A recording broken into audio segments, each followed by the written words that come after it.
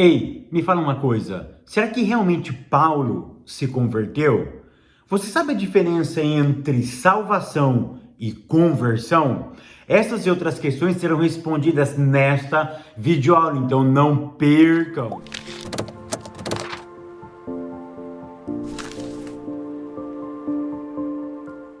A paz, queridos, que bom estarmos aqui novamente no nosso programa semanal da Escola Bíblica Dominical para darmos sequência na nossa série de estudos bíblicos baseado na vida de Paulo. Para quem não me conhece, eu sou o pastor Fábio Segantin. Se você é novo aqui no nosso canal, não perca essa oportunidade, porque aqui do lado tem um botãozinho vermelho. Se você não for um inscrito, clica nele e se inscreva. Por quê? Porque toda semana tem vídeo novo aqui. Se você for um inscrito no YouTube, vai lhe avisar quando eu postar um vídeo novo aqui. Maravilha? E não esqueça também de curtir esse vídeo, de deixar o seu comentário e de compartilhar com alguém, porque isso é muito importante. Curta, se inscreva, porque eu leio particularmente todos os comentários, e também compartilha esse vídeo, que eu tenho certeza que outras pessoas precisam ouvir essa matéria. A lição de número 3, que tem como título A Conversão de Saulo de Tarso.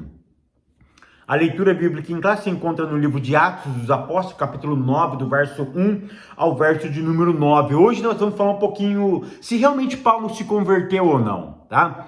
O que significa conversão? O que é converter, tá? Se você colocar no Google aí o que é converter, você vai ver a expressão meia volta. É isso que todos os crentes falam. Converter é dar uma meia volta. Você está indo para cá, você dá meia volta, 180 graus, e volta para cá, porque uma volta completa é 360. Se você dá meia volta, você mudou de direção, ok? Você mudou de direção, você está vindo. Eu também posso dar 90 graus. Eu estou indo para cá, eu dou um quarto de volta, que seria 90 graus, e vou para a direita ou vou para a esquerda. Mas a ideia de conversão é voltar o caminho que você estava fazendo, ou refazer ele, ok? Por exemplo, eu estou indo no caminho da idolatria, então eu volto contra a idolatria, ok? Eu estou indo no caminho da mentira, eu volto. Qual é o oposto da mentira? A verdade. Então a ideia de conversão é o oposto, ok? Então não é qualquer direção, tá? É o oposto que você está fazendo, ok? Então essa é a ideia, tá? Porque eu posso pegar uma volta que é 360, eu posso pegar ela, eu divido esses 360 em 4, eu pego um quarto, por exemplo, vou para a direita, vou para a esquerda, ou seja, eu pego uma outra direção. Mas a ideia aqui é mudar o que você está fazendo. Mentia, não minto mais, agora é verdade. Ok? Roubava, não roubo mais. Ou seja, é a mudança do que você estava fazendo. Ok? Por exemplo, Paulo realmente se converte? Deixa eu te dizer uma coisa. Tecnicamente, na palavra, Paulo não se converteu. Fabio, por que Paulo não se converteu? Presta atenção, tá? Dentro do judaísmo, judeus em si, tecnicamente, eles reconhecem Cristo, o Messias, na Bíblia Sagrada. Então o que Paulo fez? Paulo, ele não reconhecia que o Cristo estava na Bíblia, ok? Então aí Paulo, o que Paulo faz? Paulo reconhece a messianidade do Messias. Ele entende que Jesus, tá? Ele é o Messias, ele é o Mashiach. É isso que ele entende. Ele entende que Yeshua, lá de Nazaré, ele é o Messias, ele é o Mashiach. Aí ele aceita o Messias, o Mashiach, dentro da sua crença, ok? Então presta atenção, para os judeus, para Paulo, por exemplo, faltava o quê? Faltava ele entender que o Messias fazia parte da vida religiosa dele. O que eles oravam esperando pelo Messias tinha acontecido, porque Paulo fez circuncisão, Paulo era judeu, Paulo fazia mitzvot, Paulo, ele levantava de manhã, ele recitava as brahá, as brahot durante o dia. Ele levantava de manhã, ele fazia Shema Israel Adonai Eloheinu Adonai Echad. Ele era um judeu autêntico. Ele praticava as mitzvah, ele praticava as mitzvot, ele fazia uma brahá, ele fazia as brahot. Ou seja, tudo que era dentro da comunidade judaica, Paulo fazia. Então, o que Paulo precisou? Reconhecer Cristo dentro da Bíblia. Ou o Cristo da Bíblia, ele precisou reconhecer que aquele que viveu entre eles era realmente o Messias. Nós chamamos de conversão, ok? Tecnicamente, deixa tecnicamente, tá? Conversão, a palavra, mas na prática, todos precisam de Cristo, tá? Tecnicamente, tá? Conversão, tá? É para quem não é gentil, ok? Os judeus praticantes, os judeus que praticam a Torá, que praticam realmente as Sagradas Escrituras, o que eles precisam fazer hoje? Eles precisam, na verdade, reconhecer que Cristo é o Messias. Pronto! É isso que Paulo está querendo dizer. Moody vai falar, muito interessante, outros vão falar que conversão, por exemplo, é eu parar de deixar, eu ir no caminho oposto. Foi aquilo que eu disse do começo da aula. Eu era idólatra, eu não sou mais idólatra agora, então eu me converti da idolatria, ok? Judeus, ele reconhece Cristo dentro da sua crença, ponto. Tópico primeiro, a conversão de Paulo, um ato da graça de Deus. Ponto 1, a conversão de Saulo e sua experiência sobrenatural. Aqui eu quero salientar 4 coisas, tá? A primeira coisa, Paulo não se converte, mas reconhece o Messias dentro da Taná. Eu já expliquei isso, tá? Segunda coisa, todo mundo, mesmo nascido em uma comunidade cristã, necessita ter uma experiência do novo nascimento. Mesmo Paulo, sendo instruído aos pés de Gamaliel, conhecendo a Bíblia Sagrada, ele precisou ter uma experiência sobrenatural com o Messias. Aí eu quero trazer para os nossos dias, mesmo eu não nasci num lar cristão, eu tive um encontro com ele, ele me aceita, tá? Eu reconheço ele aos 14 anos de idade. Mas os meus filhos, por exemplo, nasceram, entre aspas, eles nasceram crente, ok? Na verdade, ninguém nasce crente, ok? Mas olha só, eles nasceram crente. O meu filho maior, ele precisou ter um dia em que ele reconhece a sua pecaminosidade e reconhece o novo nascimento. O novo nascimento tem que estar dentro dele. Eu tenho um de 15 anos, até hoje ele não se batizou ainda. Ele precisa ter um dia onde ele tem que reconhecer: eu nasci em pecado, eu estou destituído da glória de Deus. Eu preciso ter esse encontro. Eu não sei se isso já aconteceu. Ou seja, todo ser humano precisa ter um start, precisa ter uma experiência, necessita ter uma experiência. Não basta nascer dentro de uma comunidade cristã, precisa ter a experiência do novo nascimento. A terceira coisa que eu apreendo é lá no capítulo 9, no verso 3 de Atos dos Apóstolos. A Bíblia diz que aquela luz cerca Paulo. Deixa eu te ensinar uma coisa aqui, tá? A palavra graça no hebraico é hem. É composta de 2 consoantes em hebraico, tá? É composta de 2 consoantes em hebraico. A primeira consoante em hebraico, que é o rete, tá? Significa no hebraico mais arcaico, presta atenção, muro, proteção. O nun em hebraico significa semente. Então no hebraico arcaico, no hebraico mais antigo, o que significa a palavra graça? A palavra graça tem a seguinte ideia: uma comunidade, um clã, que formava suas tendas, mais ou menos 50 tendas, e essa tenda formava um círculo, ok? Formava um círculo. E nesse círculo, eles estariam ali protegidos. Esse círculo seria o que? Uma proteção para essa comunidade. E dentro dessa comunidade, mesmo tendo essa proteção, eles teriam vida, e vida longa. Daí criaram a palavra rem. A palavra rem significa então muro, proteção. E o nun, semente. Semente é vida. Ou seja, a ideia da palavra graça é o seguinte: aqui nessa comunidade, ou seja, nós seremos protegidos e nunca vamos perder a essência, ou seja, existe alguém nos protegendo e essa proteção vai ser contínua. Daí a ideia de semente. Então o que é graça? Graça em hebraico é rem. Rem significa muro contínuo, proteção contínua. Sempre seremos protegidos do mal. Por quem? Pelo eterno, pela obra que Cristo fez lá na cruz do Calvário. A obra que ele fez na cruz do Calvário nos protege. Eu achei tão interessante que em Atos capítulo 9 e o verso 3 diz que a luz subitamente cercou ele. Quando eu li o termo cercou, eu lembrei do rem, eu lembrei da graça.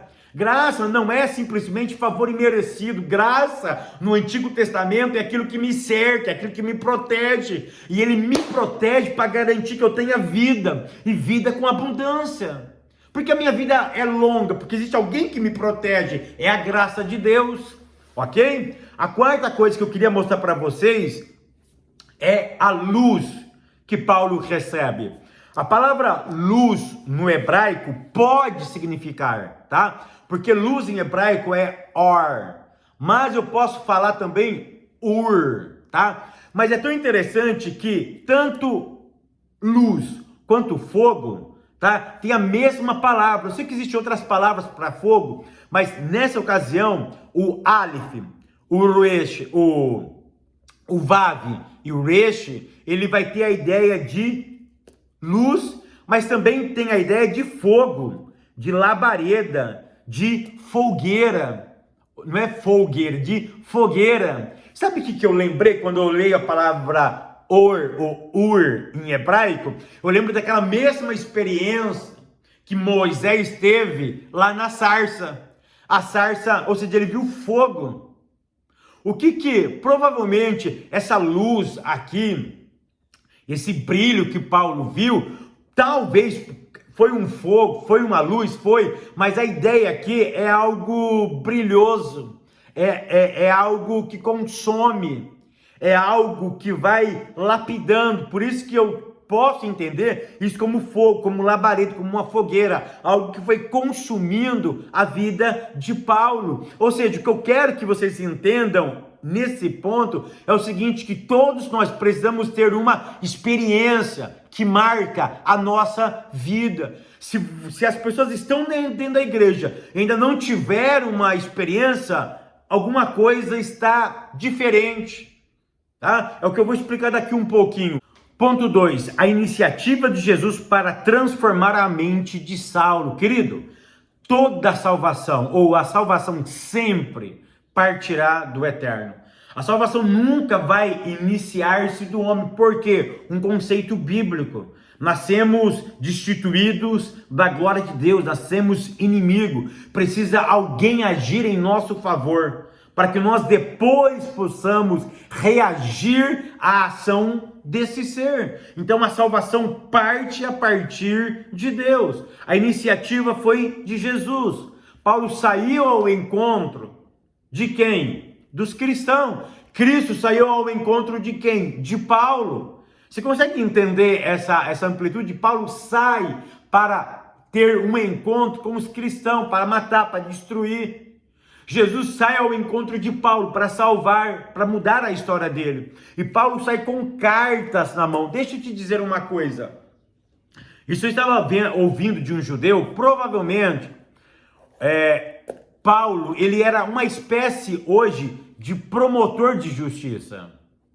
Nós temos o doutor Caramuru, que é juiz de direito, e temos o promotor de justiça, que é aqueles que incitam, ou aqueles que iniciam uma causa, tá? É eles que vão iniciar a causa. Então, olha que interessante, Paulo, ele era uma espécie de promotor, tá? Outros vão dizer que ele era uma espécie de oficial de justiça, mas o oficial de justiça apenas entrega a intimação, tá? Então Paulo era muito mais do que isso. Na verdade, ele era uma espécie de promotor de justiça, tá? Ele promovia a justiça. Por isso que ele ficava com cartas na mão. E ele saía atrás dessas pessoas e traziam presas, enfim, cumpria aquilo que o Sinédrio pedia para que ele fizesse. Nessa ocasião, ele foi lá e ele pede essas cartas. Essas cartas é pedida a partir de Paulo, tá? Então é essa ideia que nós temos, esse contraponto. Paulo pede carta, Paulo vai ao encontro dos cristãos e Cristo vai ao encontro de Paulo, ou seja, salvação é uma decisão de Deus. Ponto 3, a graça salvadora se manifestou a Saulo. Aqui eu quero mostrar 4 coisas. Primeira coisa, a graça não é humana. Ponto. Tá? A graça não é humana. O que ela é? Ela é divina. Ela é uma proteção. Acabei de explicar o que é graça no original. Então, graça não é humana. Segunda coisa, graça é um presente. Graça eu não conquisto. Graça me é dado. Você não fez nada para Deus te proteger. Ele quis te proteger. E outra coisa que eu aprendo, graça não é para um, é para todos. Nós vemos isso em Efésios, vemos isso em Tito. Então eu vou repetir, graça não é humana, graça é divina. Graça é presente, eu não conquisto, ele me dá, não é mérito. Graça não é para uma pessoa, é para todos, ok? Então, e aí eu aprendo uma outra verdade, a graça parte de Deus. O homem mantém essa graça, mas mesmo com a ajuda de Deus. Então olha que interessante, a graça sai de Deus, vem em mim. Eu mantenho a graça, mas sozinho eu não mantenho a graça, se não tiver a ajuda dele. Você consegue entender que tanto, olha que interessante, o dar a graça é dele. Manter, ele também está envolvido, porque eu sozinho não consigo manter a graça. E para eu chegar no final, eu preciso dele, para que a salvação seja consumida. Ou seja, de certa forma, ele começa e termina o plano de salvação. Existe uma parcela humana? Existe, mas essa parcela humana precisa ter a graça de Deus, a ajuda dele. Tópico 2, Saulo e a doutrina bíblica da conversão. Ponto 1. A conversão começa no arrependimento. Você sabe a diferença entre conversão e salvação? Olha que interessante. Salvação, quem é que começa a salvação? Deus.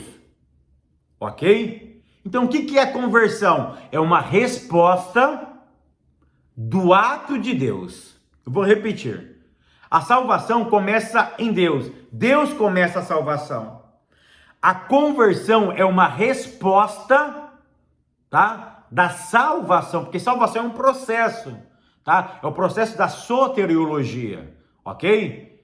Que aí começa, tem vários processos, vamos falar que é 4, 5, temos a regeneração, a justificação, temos a santificação, temos a glorificação, enfim, uns vão falar que tem o processo da adoção, ou seja, a conversão, a salvação é um processo, ok? Ela é um processo, tá bom? Então o que é salvação? É uma iniciativa de Deus. Conversão é a resposta que o homem dá naquilo que Deus começa, tá? Nós chamamos de arrependimento. A conversão está atrelada ao arrependimento. E o que é arrependimento, Fábio? Arrependimento é uma mudança de pensamento. Mas aí a minha pergunta então olha só, o que é a conversão? Qual é a diferença entre conversão e salvação? Salvação começa em Deus, ok? Arrependimento é uma resposta humana a isso que Deus começou, maravilha? E como eu começo a dar essa resposta? Me arrependendo. E o que é arrependimento? Tecnicamente é uma mudança de pensamento em relação a si e em relação ao eterno, tá? Arrependimento ainda também significa alguém reconhecer, ou uma resposta que alguém dá a alguém ou a algo que me alcançou. Ou seja, então eu fui mudado, e essa mudança eu preciso responder a esse algo ou a essa pessoa que me mudou. Ok? Então, tecnicamente, o que é conversão, arrependimento? É uma mudança de pensamento. A minha pergunta é, você muda o pensamento do dia para a noite? Não, é um processo. Então olha que interessante. Olha que interessante. Eu me arrependo, é a conversão, mas a conversão também é um processo, porque baseia-se no ensino. E todo ensino é um processo. Se é um processo, ele começa, mas ele precisa ser alimentado. Ok? Então isso é muito interessante nós observarmos, tá? Ponto 2. A conversão de Saulo promoveu uma transformação pessoal. Aqui eu quero ler 2 textos com vocês. Atos 9, verso 3, que diz assim: e indo no caminho. Quem tomou essa iniciativa de ir? Paulo.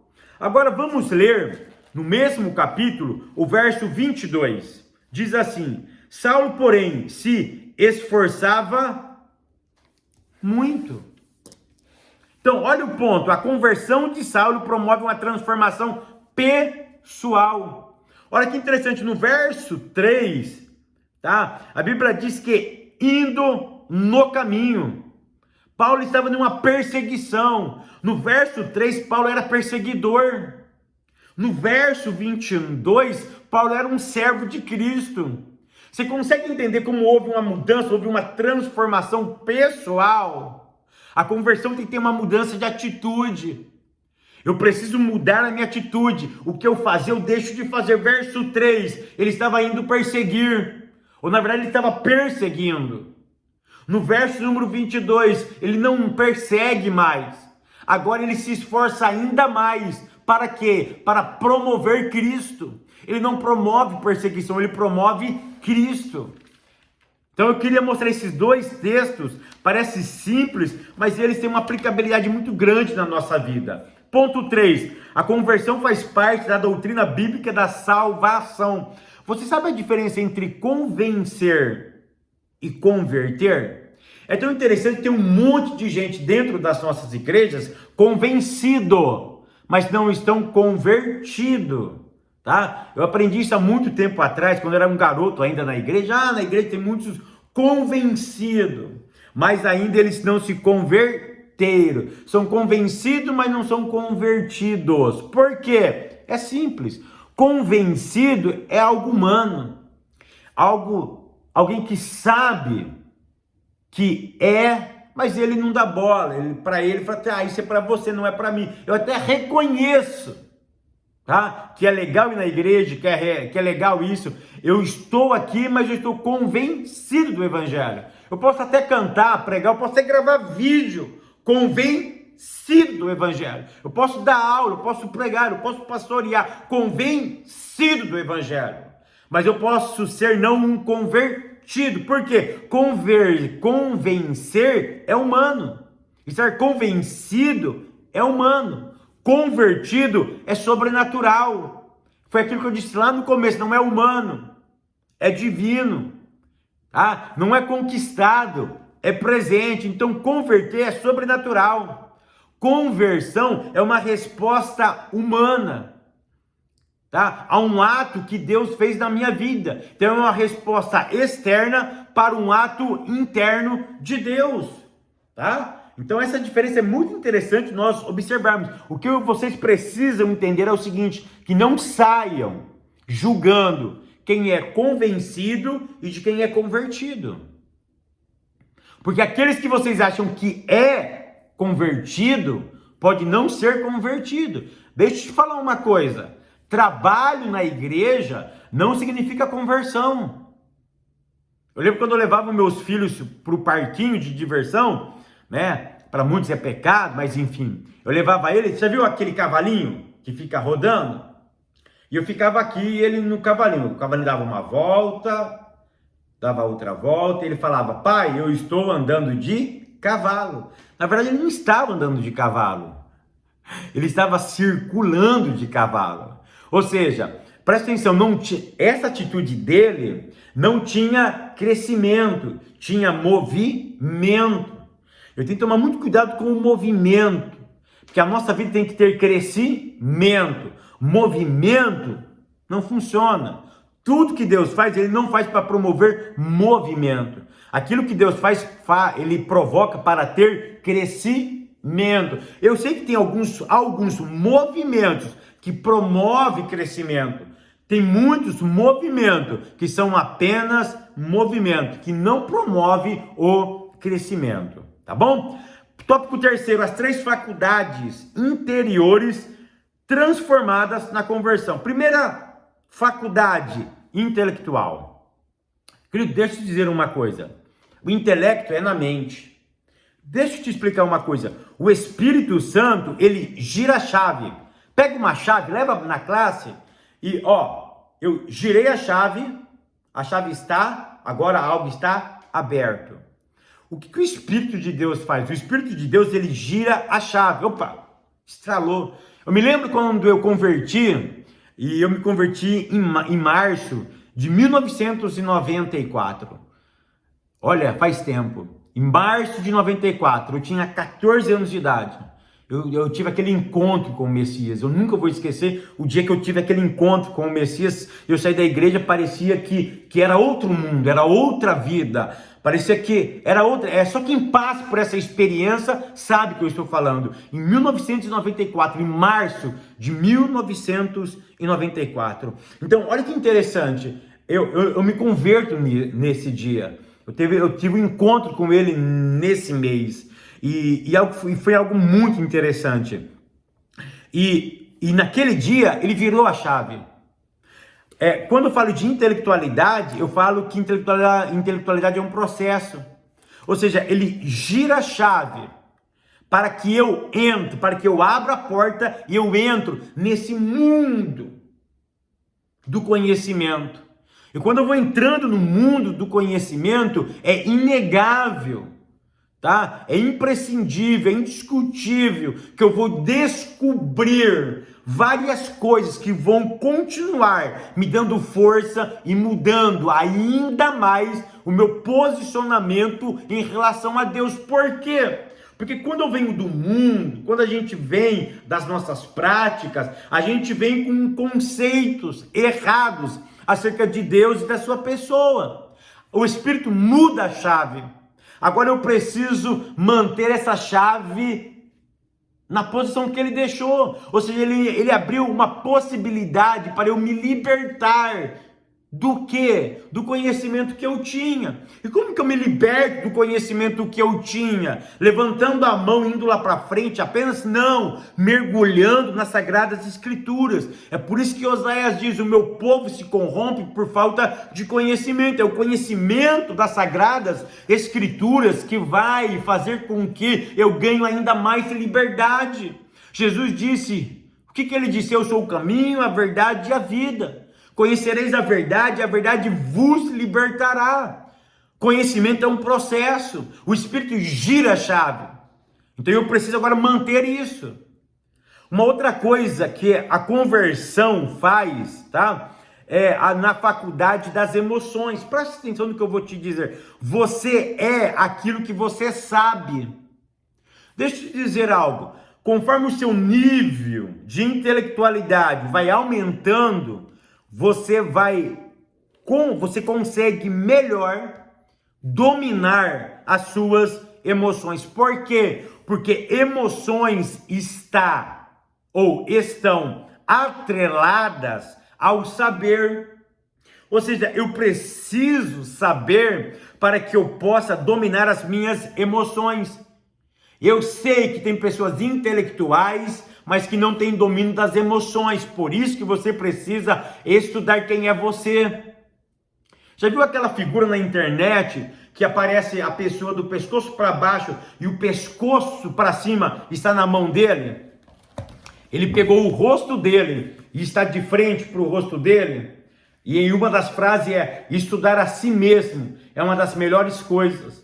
Eu preciso estudar a mim mesmo, eu preciso me conhecer. Quando eu me conheço, eu tenho uma grande possibilidade de me libertar. Então, uma outra coisa que o Espírito de Deus faz é trabalhar nas nossas emoções. E como que eu trabalho nas minhas emoções? Tendo conhecimento. O meu filho faz um tratamento com um psicólogo. E ele me disse o seguinte ontem: pai, sabe o que é maturidade emocional? Eu falei, tá bom, vamos sentar, vamos conversar sobre maturidade emocional. E a gente trocou uma ideia sobre o que é maturidade emocional. Saber você é aquilo que você sabe. As suas emoções estão atreladas ao seu sentimento, ou aquilo que você sabe. Aquilo que você sabe vai modelar as tuas emoções. E saber controlar isso faz toda a diferença. Olha uma outra coisa que a faculdade, tá? Aonde a conversão trabalha, na faculdade da vontade, tá? Olha que interessante. Por que eu tenho vontade? Vontade para pecar, você não precisa aprender, você nasce com isso, tá bom? Mas por que eu tenho vontade de certas coisas? Porque eu vejo o outro fazendo. Porque eu tive uma experiência com o outro, eu vi o outro e aí eu vou ter vontade, eu vou ter desejo. Nascemos com algumas predisposições, tá? Temos a vontade do pecado que já está inato em nós. Temos as predisposições para algumas coisas, porque aquilo que você tem vontade, talvez eu não tenho, mas o que eu tenho vontade, você não tem. Isso é de personalidade, está embutido isso no ser humano, por isso não somos máquinas iguais, somos pessoas diferenciadas, ok? Isso está muito atrelado também àquilo que eu vejo o outro sendo ou fazendo, aí eu decido fazer, ok? Mas o Espírito de Deus, ele vai trabalhar no quê? Na minha vontade. Ou seja, a minha vontade, ela passa a ser subjugada ou atrelada ao saber, às Sagradas Escrituras. Ou seja, então a minha vontade agora, ela tem um crivo. Qual é o crivo? A Bíblia. Então olha só, aqui está eu, ok? Com a minha vontade. E aqui do lado está a execução. Eu pego a minha vontade, eu passo por aqui, ó. Se a minha vontade não estiver atrelada aqui, eu não posso fazer aqui. Eu só posso fazer o que eu quero, tá? Aqui, se a minha vontade que eu sinto aqui, passar por aqui. Se ela passou aqui, teve respaldo aqui, eu faço aqui. Mas se aquilo que eu tenho vontade aqui, eu passo por aqui, e ela não encontra respaldo aqui, eu tenho que matar ela aqui, eu tenho que sufocar ela aqui. Então é dentro desses três aspectos que a conversão, que a salvação trabalha na nossa vida. Na mente, na emoção e na vontade de fazer. Que o Eterno continue te guardando, te prosperando e até semana que vem, querendo Deus.